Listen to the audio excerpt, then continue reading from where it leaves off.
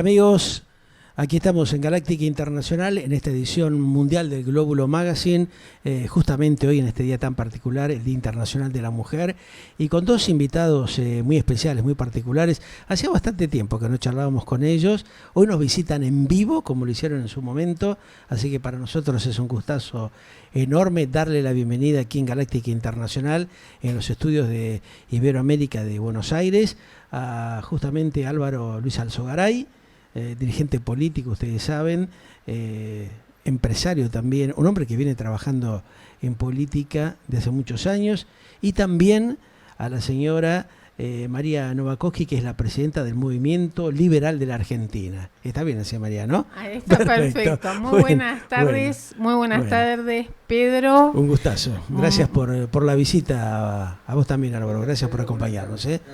Un gustazo. Bueno, hoy realmente tenemos un día muy particular, justamente porque de alguna manera se está conmemorando a nivel internacional el Día de la Mujer, ¿no? ¿Cuánto han aportado las mujeres en el mundo de la economía, en el mundo de la cultura, de la educación, el sostener la familia, ¿no? que es un tema no fácil en estos tiempos que corren, Álvaro? Y un poco, bueno, me gustaría, María, que nos comentes cuál es tu evaluación de lo que está pasando en este 2024, que ya estamos transitando, ¿no? Bueno, primero quería desearles a todas las mujeres que nos están escuchando un excelente Día de la Mujer, sin ideologías políticas, ¿sí? Porque si hay alguien que es protagonista desde el siglo pasado y mucho más aún en este nuevo siglo, es justamente la mujer. Y creo, y estoy totalmente convencida, que hemos ido adquiriendo una mayor emancipación en función de cómo nos vamos formando. Cómo nos vamos formando, cómo vamos animándonos a participar en aquellos lugares que anteriormente eran exclusivos del hombre, y hoy por hoy, por suerte, es mucho más divertido, creo yo, hacerlo de a dos y poder brindar una visión complementaria a la visión masculina. ¿Vos crees que en estos tiempos se ha vuelto de alguna manera a recomponer el papel de la mujer integrando al hombre, cosa que se había distorsionado años atrás? Yo creo que sí, creo que la mujer comprendió que debemos ser iguales ante la justicia, pero somos distintos, totalmente distintos, y vemos la vida de forma distinta, y lo divertido es justamente complementarnos, ¿sí? Y hacer de eso la fuerza transformadora tanto en la sociedad como en la familia. Pero bueno, desde ya respeto a las personas que tienen distintas ideas de lo que es desde lo que es la célula primera de la sociedad, que es la familia, a cómo llevar adelante la vida de cada una de las mujeres que conforman nuestra sociedad. La Argentina como que ha perdido muchas oportunidades en los últimos años, Álvaro, ¿no? Hablando específicamente de lo que ha pasado con la economía, con la productividad del país, hemos transitado un camino erróneo en los últimos años. No hemos sabido posicionarnos como una nación productiva que genere confianza. Bueno, es así. En realidad hay que ver qué periodo de tiempo queremos tomar, pero hace muchos años, muchas décadas, que Argentina no encuentra el rumbo que la podría volver a posicionar a lo que fue a principios del siglo XX, fines del siglo XIX. Recordemos que Argentina fue uno de los principales e importantes países del mundo, ¿no? En todo sentido. Cualquier indicador que queremos tomar de esa época, desde el analfabetismo, por supuesto el Producto Bruto, la producción, la productividad. Bueno, Argentina era uno de los primeros 3 o 4 países del mundo, junto con Estados Unidos. La inmigración de Europa, fundamentalmente, sí. Quería venir hacia América, tenía 2 rumbos, uno a los Estados Unidos y otro la República Argentina. Y Argentina creció y se desarrolló y se hizo importante, merced a que a partir de 1853, en la Organización Nacional, había un señor que se llamaba Justo Urquiza, que tomó el libro de Alberdi, las bases de Alberdi, para llamar a una comisión constituyente. La organización se hizo sobre esas ideas, las ideas liberales de Alberdi. Y ahí empezamos a funcionar como nación. Y en la medida que fuimos cumpliendo con esa organización, con la Constitución, etcétera, Argentina creció.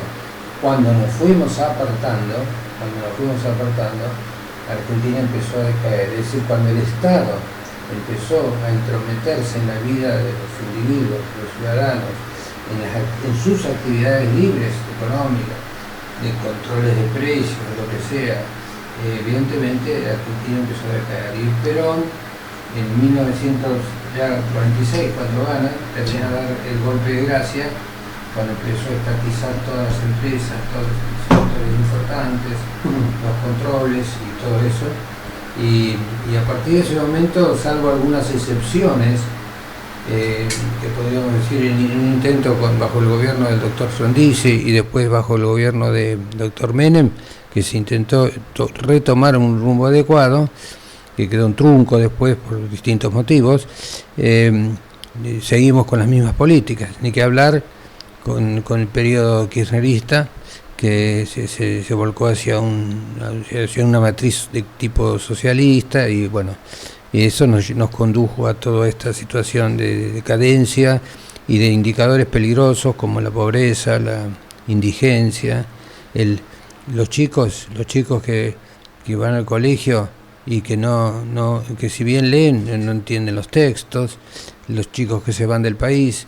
Así que lo que hay que hacer es cambiar fundamentalmente el rumbo que teníamos antes por el nuevo rumbo y volver a los principios fundamentales de la libertad, ¿no? y de la iniciativa privada, y que el Estado cumpla su rol constitucional y no se meta en la vida privada de los hombres. Esa es para mí la clave del futuro, porque tenemos potencialmente los recursos para eso. Los recursos, no solo recursos naturales, que ya sabemos que Argentina tiene muchísimos recursos naturales, pero no nos sirven para nada si no los explotamos. Y no los explotamos porque necesitamos inversiones. Y no vienen inversiones porque las condiciones para hacer negocios no están dadas, por lo que estamos diciendo. Pero y tenemos además un potencial humano, aunque no lo creamos. Si bien decayó un poco, pero la respuesta del capital humano es rápida, sí se le dan las condiciones. Entonces, no hay ninguna razón para que la Argentina no vuelva a encontrar el camino del crecimiento y, en fin, del crecimiento, el desarrollo y la organización correcta, como hacen los países civilizados, ¿no?, del mundo. Así que te hago, como quien dice, una pregunta que se hacen todos los argentinos en este momento, ¿no? ¿El país tiene salida con este cambio de gobierno? ¿Hay una gran expectativa? ¿Cómo lo ves vos como un hombre de la política, que, bueno, venís trabajando hace tantos años, tenés la experiencia, el aval que en su momento te brindó tu padre, cuando a través de la UCD fue presentando pautas políticas para establecer esos cambios económicos que necesitaba tener la Argentina, y que, bueno, en muchas etapas en estas últimas décadas se han ido frustrando, ¿no? Sí, está bien la mención a la UCD, porque la UCD, fundado por mi padre, el ingeniero Sogaray, abrió un camino muy importante en la sociedad argentina para el cambio del pensamiento, porque teníamos muy acendrado el pensamiento estatista, intervencionista, que el Estado lo podía hacer todo, que el Estado tenía todos los recursos del mundo, y que tener déficit era, digamos, una cosa común del Estado, ¿no?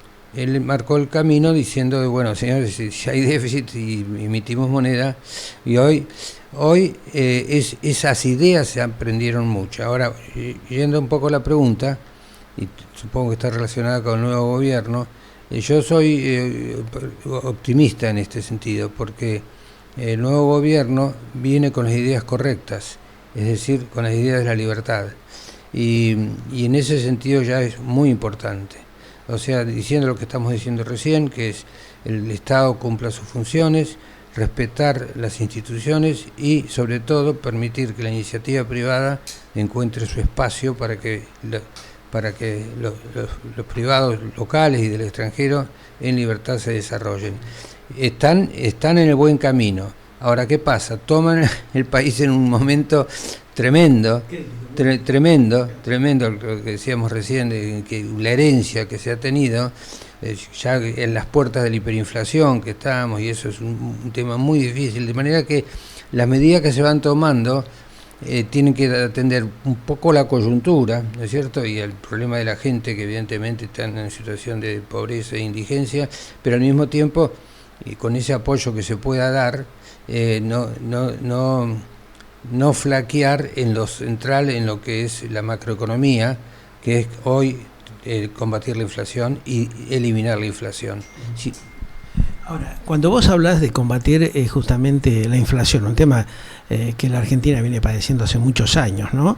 Y teniendo en cuenta esta propuesta del presidente de dolarizar la economía del país, ¿considerás que ese es el camino adecuado, teniendo como base la problemática que ya viene atravesando la Argentina de larga data, de muchos años? No creo que sea el camino adecuado. El dolarizar, yo diría que fue un elemento más de campaña del actual presidente Milei para dar confianza a la gente. O sea, como prácticamente el peso argentino ha desaparecido, él proponía tener un peso fuerte a nivel mundial, que es el dólar, y además la gente acostumbrada cuando quiere ahorrar a tener dólares, no pesos.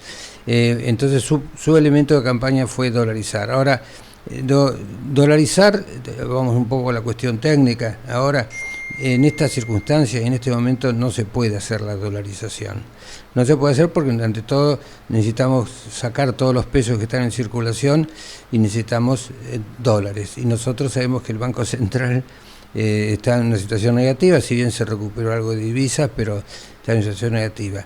Pero además creo que la dolarización como tal no es el conveniente. Lo conveniente es tener lo que se está hablando ahora, por suerte, un mercado libre en las monedas, competencia de monedas. Es decir, que en su momento uno puede elegir, decir, bueno, quiero el dólar, para eso hay que quitarle el curso forzoso al peso argentino y permitir que todo tipo de moneda pueda servir como elemento transaccional, compra de bienes y servicios, también como elemento de ahorro, y que todo eso sea legal en un mercado totalmente libre. De alguna manera, ¿vos considerás que están dadas las condiciones como para que eso se pueda producir? Se está yendo por el camino para que se den las condiciones, efectivamente. Para eso hay que todavía hacer algunos ajustes, la inflación tiene que bajar un poco, y además lo más importante de todos es tener un mercado libre de cambios, es decir, quitar el famoso cepo. Para eliminar el cepo se están dando las condiciones. El presidente ahí habla de que por ahí en junio ya podemos estar eliminando, puede ser, por lo menos está en el buen camino.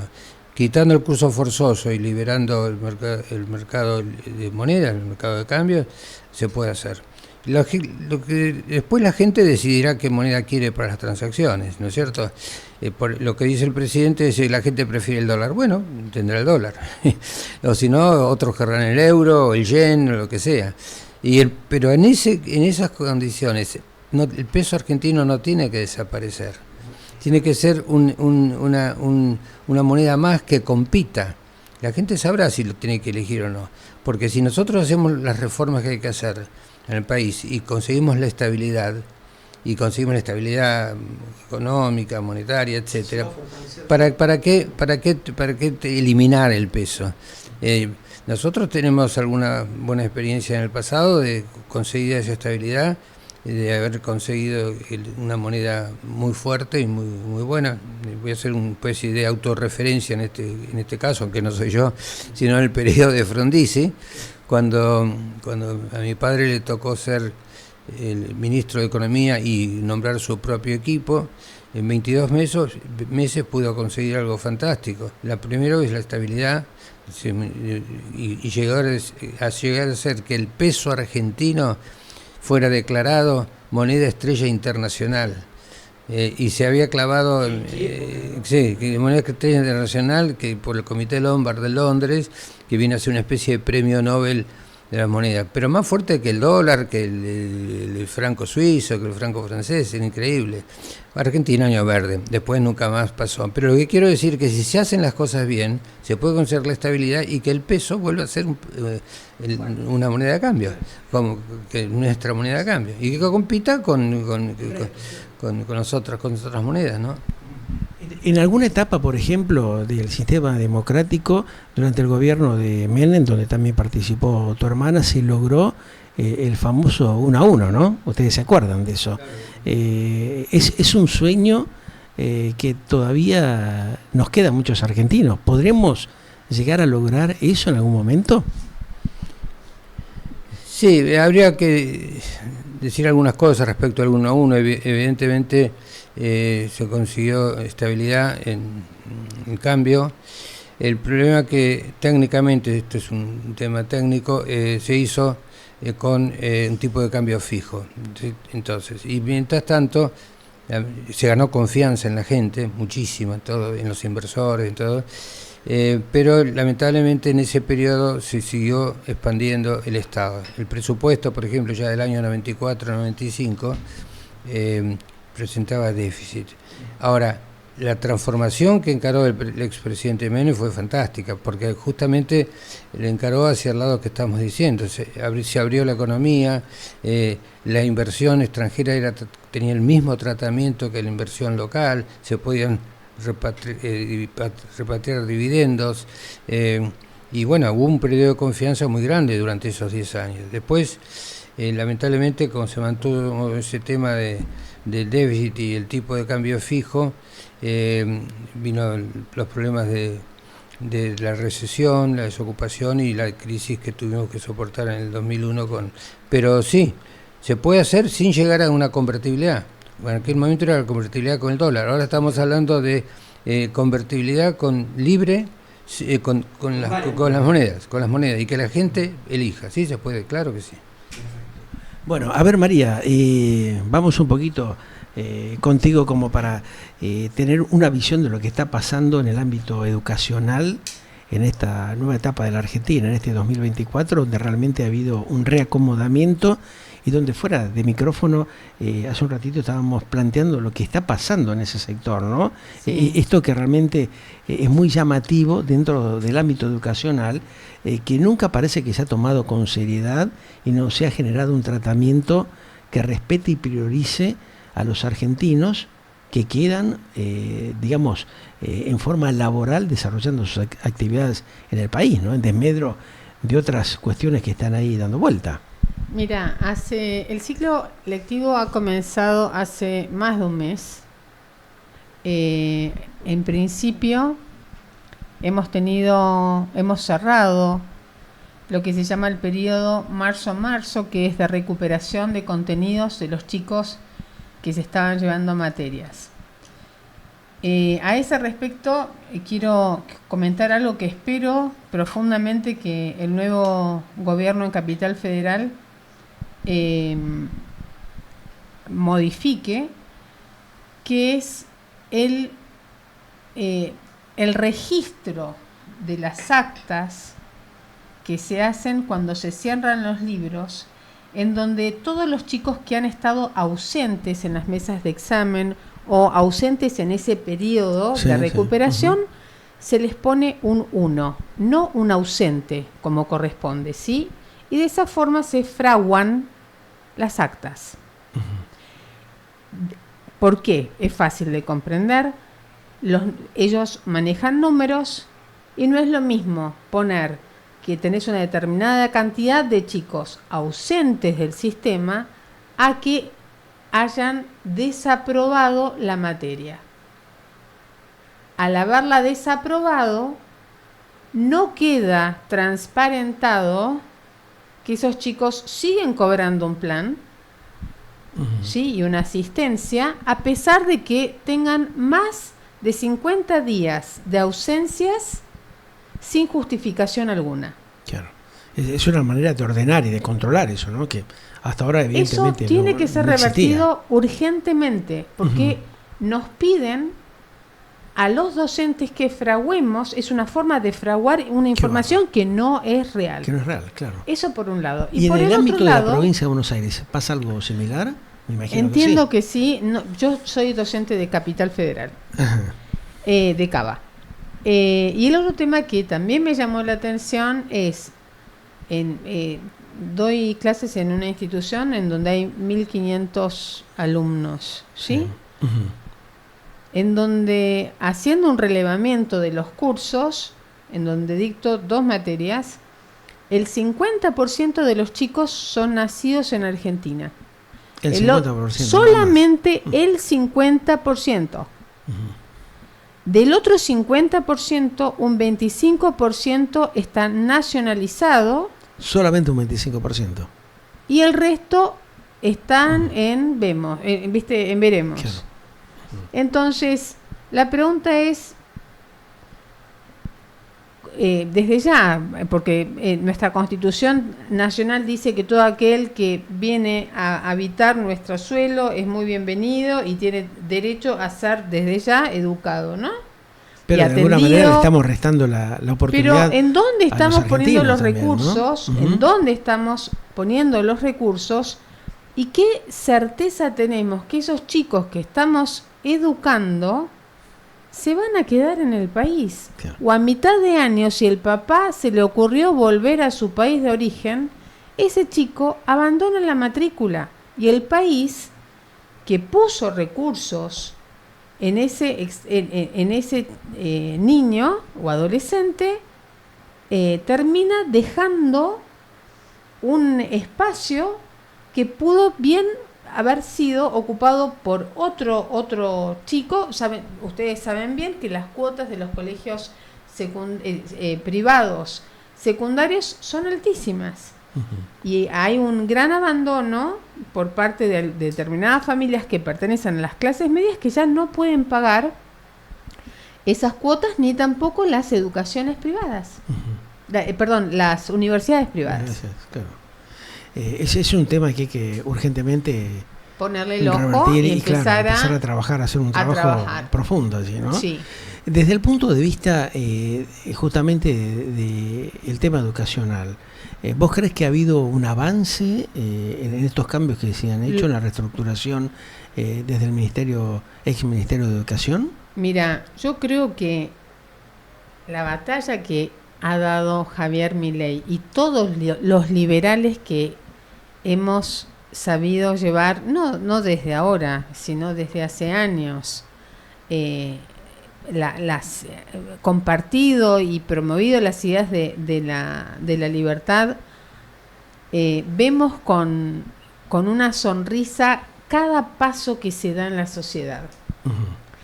Por ejemplo, uno de los temas que es el ABC de los problemas en los colegios son las personas que se dedican a la limpieza de los establecimientos, que generalmente son militantes kirchneristas.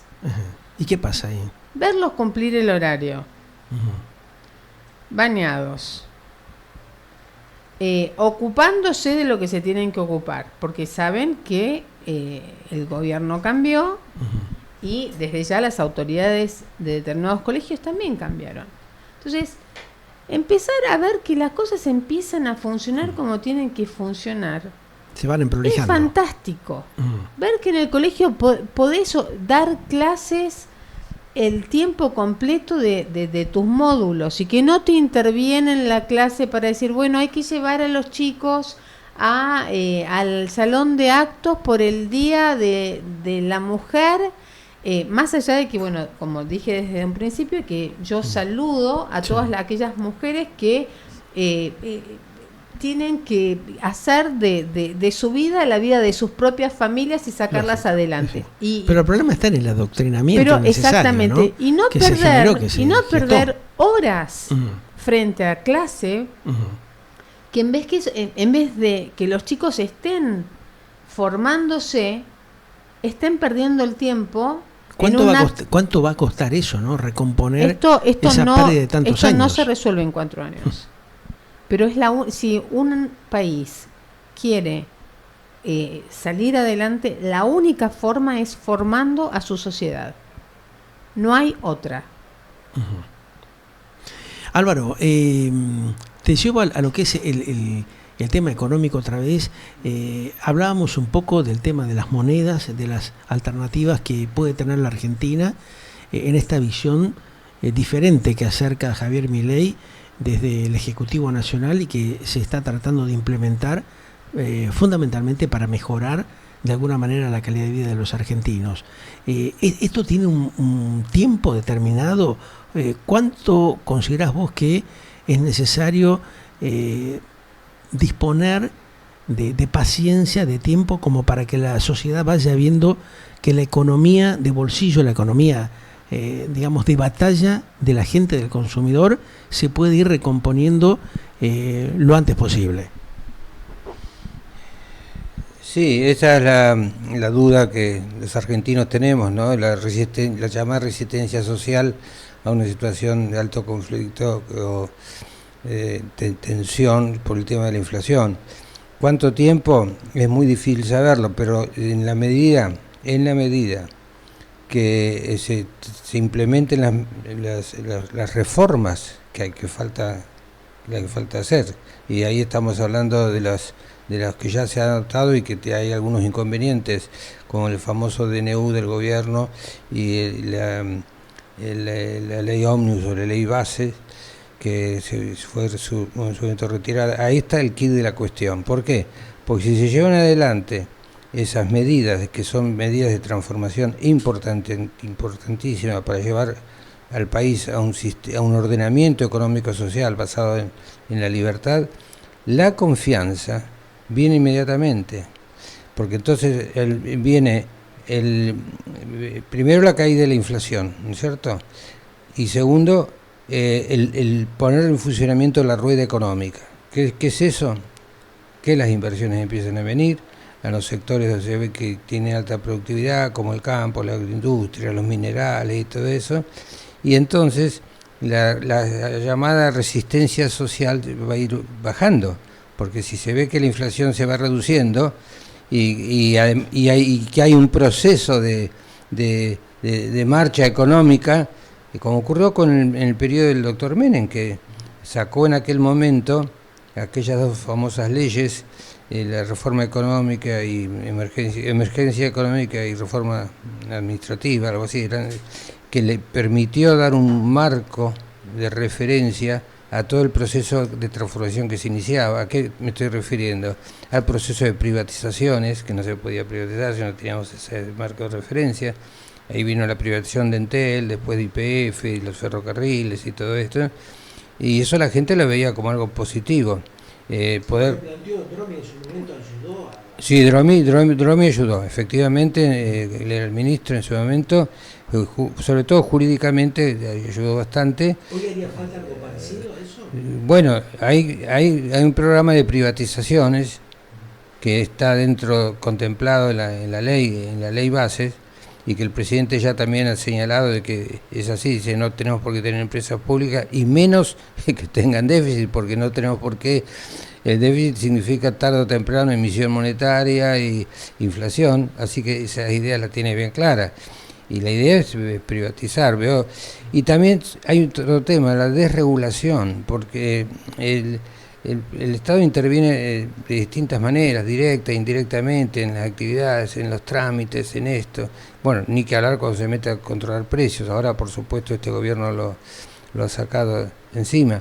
La desregulación de la economía. Y finalmente, y esto ha sido importantísimo, la integración de la economía argentina al mundo. Porque nosotros hoy somos uno de los países más cerrados en materia de exportaciones, importaciones, que no ven inversiones. Estamos como colgados del mundo.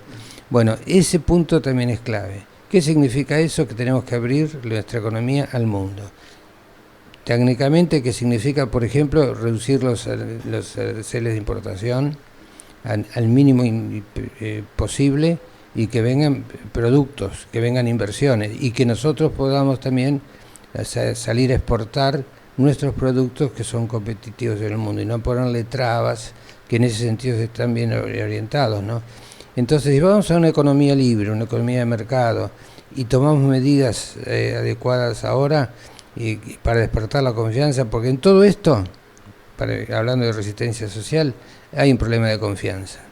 Si la gente ve que empiezan a funcionar las cosas, va a tomar confianza, además mucha confianza. En vez de esperar irse del país, los jóvenes van a estar esperando, ahora me quedo, o las propias inversiones, en vez de irse, no, ahora me quedo porque conviene invertir en el país, y eso es clave, pero hay que dar ese golpe de confianza, y para eso es muy importante lo que está sucediendo ahora, que es tratar el tema de esta llamada ley ómnibus, donde contiene las claves de las principales reformas económicas y sociales que hay que hacer, ¿no? En estas horas están los gobernadores justamente estableciendo un diálogo con el Ejecutivo Nacional. Hay justamente algunas provincias que tienen fuertes intereses, de acuerdo también a las riquezas que tienen, en el caso de la energía, del petróleo. ¿Cómo crees que puede incidir eso ante la expectativa que tiene la sociedad en materia, digamos, de ir resolviendo las cuestiones económicas regionales, ¿no? O sea, las distintas provincias, algunas que tienen una posibilidad de mayor riqueza, volcando justamente a la población determinados beneficios que en los últimos años no se han visto. Sí, evidentemente hay provincias que están en mejores condiciones para enfrentar la crisis que otras. Acá hay una pauta general que la dio el gobierno, el presidente, de que hay que reducir el gasto público, no solo nacional, sino también provincial. Y ahí es donde se está planteando la verdadera cuestión. La resistencia que está obteniendo el gobierno es porque hay provincias o gobernadores que se resisten a no seguir recibiendo aportes del Estado. Sobre todo lo que sabemos es incentivo docente y todas esas cosas. Bueno, ese es un sacrificio que hay que hacer. Ahora justamente estos días se está negociando el llamado preacuerdo. Como dice el presidente, no hay plata. Si no hay plata, como no se quiere emitir, porque ese es un dogma, ¿no? Hasta ha propuesto una ley que me parece un poquito exagerada, de que si algún presidente del Banco Central de la República o director del Banco Central proponen solamente un presupuesto que tenga déficit y emisión monetaria, que poner que en el Código Penal tienen que ir presos, desde el presidente de la República. Un poquito exagerado, pero muestra la firmeza con que se está actuando en ese sentido. Entonces, ¿qué hay que hacer? Así que hay un compromiso real. Un compromiso real, una convicción real de que el país no puede vivir el Estado no puede estar por encima de las posibilidades. Cuando decimos el Estado, hablamos del Estado nacional y los estados provinciales, muy acostumbrados a recibir aportes del Estado nacional. Entonces, hay provincias que viven de la coparticipación en un 90%. ¿Qué puede pasar con la provincia de Buenos Aires, por ejemplo? Y bueno, va a tener que ajustarse a las mismas reglas, ¿no? De reducir el gasto. No creo que pueda cobrar más impuestos, a pesar de que ahora se ha alargado a cobrar más impuestos, pero no, eso va a fomentar la evasión y ese de cosas. Y evidentemente la provincia tiene otro pensamiento que no es el del gobierno nacional. Entonces, justamente estos días se está discutiendo el llamado preacuerdo.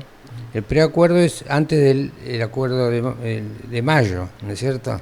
En el acuerdo de mayo hay 10, como si fuera 10 mandamientos, una especie de pacto para el futuro, que son realmente interesantes y buenos, pero lógicamente nos dice cómo se van a hacer las cosas. ¿Sí? Por ejemplo, uno de ellos es la reforma laboral. Todos estamos de acuerdo, pero ¿qué significa la reforma laboral? Entonces, ahora estamos hablando en el preacuerdo de muchos puntos y sobre todo hacia dónde apunta la reforma laboral y también la asistencia a las provincias en esta instancia de impasse o de transformación, porque evidentemente el gobierno nacional va a ceder algunas posiciones y va a agarrar otras del presupuesto nacional para reducirlo, pero la idea es siempre el objetivo es eliminar la inflación cuanto antes, ¿no es cierto?, para dar un marco de estabilidad y de confianza en las inversiones.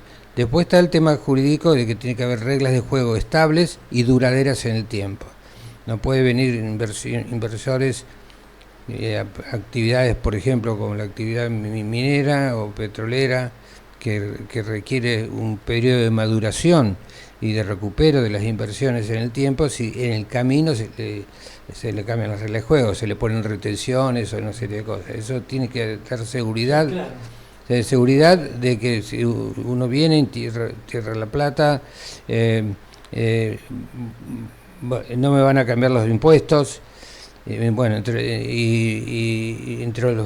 los 10 puntos, las reformas que hay que hacer, que están en los 10 mandamientos, yo le llamo, está la reforma tributaria, por supuesto, que es otro elemento clave. La parte laboral, sindical, hay que hacer una reforma sindical. Por supuesto que los sindicatos van a protestar con el tema de las obras sociales. Ahí hay una chorrera de plata que es fuente de corrupción.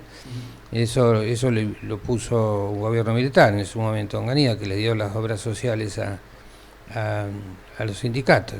Y hablando de reforma sindical, donde va a patelar todo el mundo, la idea sería, no veo que lo estén diciendo, es quitar la personería gremial. La personería gremial es un invento, un instituto del señor Mussolini, un señor que ustedes saben quién fue, que adopta a Perón. La personería gremial otorga la representación, el monopolio de representación de un sindicato por rama de actividad ante todo, ante el gobierno, y además para establecer las paritarias, condiciones de trabajo y todo eso. Y eso es, la idea es que pueda haber libertad de todo tipo, tanto de los trabajadores para elegir la asociación gremial que prefiera, que puede ser una asociación civil, y que pueda aportar su dinero para la prevención de la salud, la obra social, e incluso en las prepagas. Claro. Fíjate, ese es un tema realmente muy preocupante, ¿no? Lo que ha pasado, cómo se ha deteriorado todo el tema de las obras sociales, cómo están afectando ahora las prepagas justamente a las personas de la tercera edad con estos incrementos, cuando la gente no tiene forma de acceder porque no puede pagarlas, ¿no? O sea, ahí tenemos un tema también bastante complejo. El gobierno pensará en ver cómo logra esta modificación y tener el aval que correspondería tener dentro del propio Parlamento argentino. ¿Cómo lo ven ustedes, María, eso? Yo personalmente creo que hay como una doble jugada.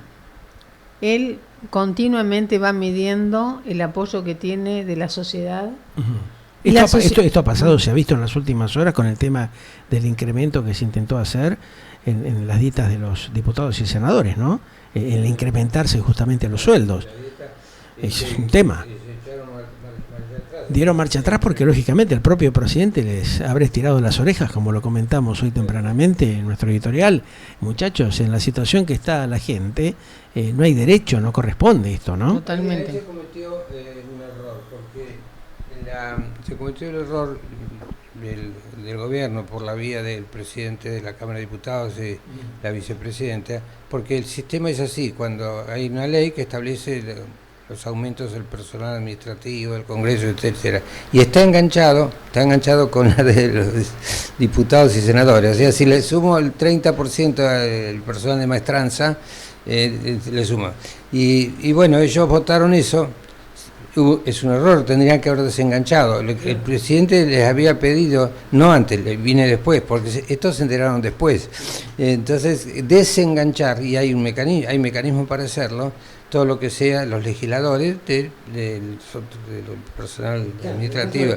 Y bueno, por eso pidió al presidente que dé marcha atrás con eso, que está muy bien. Es un reconocimiento de que en este momento, en estas circunstancias, como está el país, no se puede dar un ejemplo de esa naturaleza, como estamos hablando de la casta política, así de cosas, va contra las ideas centrales de este gobierno, ¿no es cierto? Además hay que demostrar la autoridad de uno, ¿no? De los funcionarios. Bueno, el presidente lo hace a veces cuando va en los aviones comerciales y y evidentemente se ha achicado una cantidad de gastos así que son simbólicos, ¿no? Porque en los autos que usan los funcionarios, etcétera, ¿no? Ha habido como que durante muchos años fue algo normal, ¿no? Pero mucha desprolijidad en ese tremendo gasto innecesario que se fue generando, ¿no?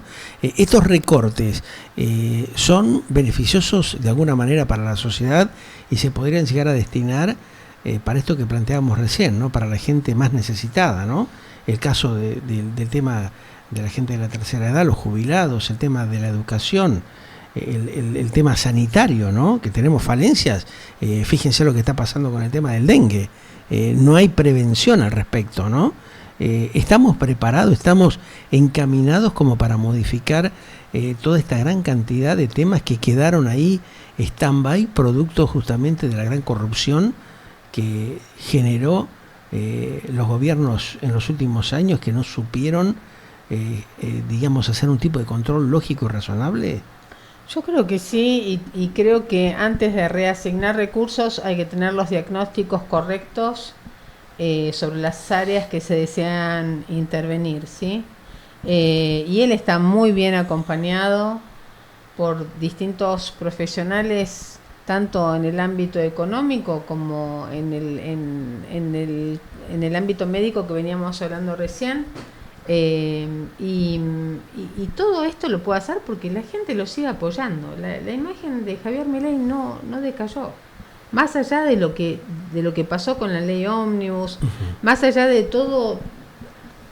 toda discusión política que se da en los medios, la gente lo sigue apoyando porque sabe que el esfuerzo, a partir del mes de junio, se van a empezar a ver los resultados plasmados en los índices de la inflación nuestra, que ya lo vamos viendo mes a mes cómo va decreciendo. El tema es que él va tocando cada uno de los tongos. Claro, los puntos sensibles supuestamente para las mafias, ¿no? Que han armado toda esta estructura. ¿Qué esta estructura tiene? Claro. Entonces, desde ya que patalean. Fíjate cuando se hizo la presentación, es cuando él abrió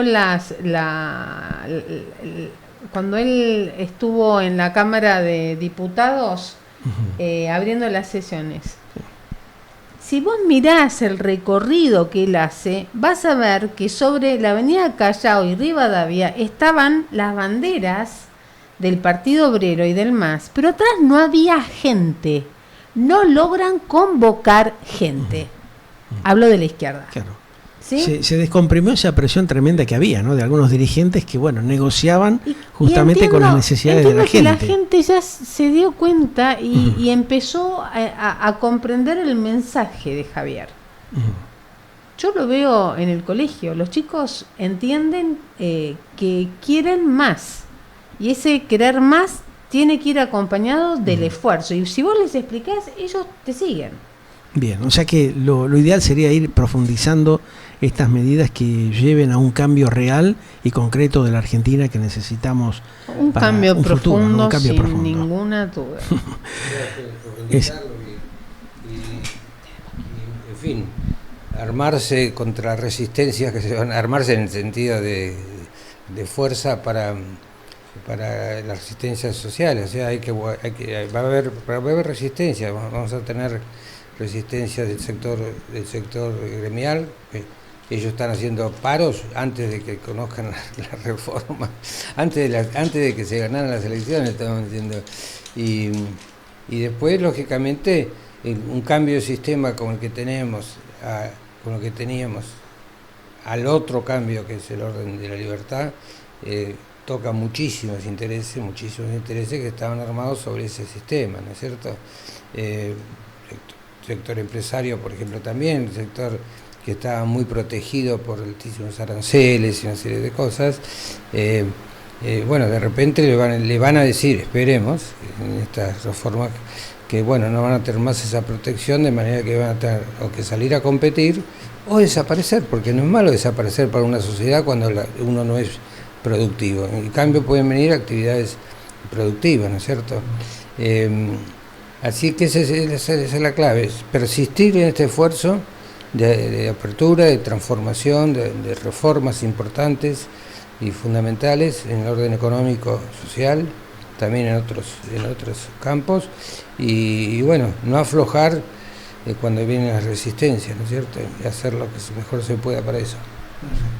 Bien, o sea que vamos por buen camino. Hay que darle un poco de tiempo y tener un poco más de paciencia, que de a poco las cosas se van a ir aclarando. Esperemos que así sea, Álvaro. Te agradezco la visita acá a los estudios de Galáctica.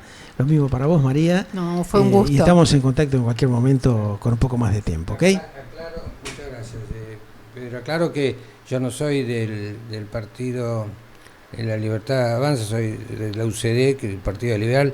Estoy viendo desde la visión de un liberal que durante tantos años venía peleando por estas cosas, transformando, y que vemos que ahora se empieza a tener efecto eso, ¿no es cierto? Y nos da una gran satisfacción como liberal ver que las medidas que se van adoptando apuntan hacia ese lado, ¿no es cierto? Así que, y tenemos que apoyar todos, no solo los liberales, sino la gente tiene que tener confianza y apoyar el cambio. Bien, muchas gracias por la visita a ustedes y estamos en contacto en cualquier momento. Gracias, Álvaro, gracias, María. Muchísimas gracias, Pedro. Seguimos gracias aquí en Galáctica Internacional con más información para compartirla con todos ustedes. Ya volvemos.